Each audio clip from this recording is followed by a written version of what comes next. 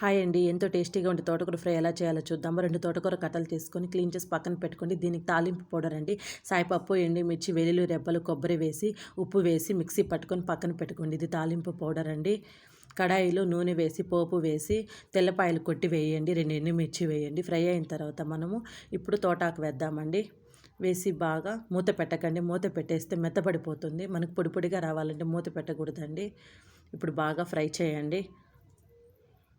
Like చేయండి, share చేయండి, subscribe చేయండి. 1/2 టీ స్పూన్ పసుపు పొడి వేయండి. 1.5 టీ స్పూన్ సాల్ట్ వేయండి. వేసి బాగా ఫ్రై చేయండి. కొంచెం ఉడికిన తర్వాత మనం అప్పుడు సాల్ట్ వేస్తామండి. స్టార్టింగే వేసేస్తే వాటర్గా వచ్చేస్తుందండి. కాబట్టి కొంచెం ఫ్రై అయిన తర్వాత వేసామంటే మనకు పొడి పొడిగా వస్తుందండి. ఇప్పుడు 1 టీ స్పూన్ వచ్చి కారపొడి వేయండి.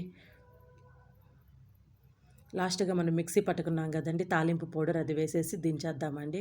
ఒక 1 మినిట్ ఫ్రై చేసి ఎంతో టేస్టీగా ఉండి తోటకూర ఫ్రై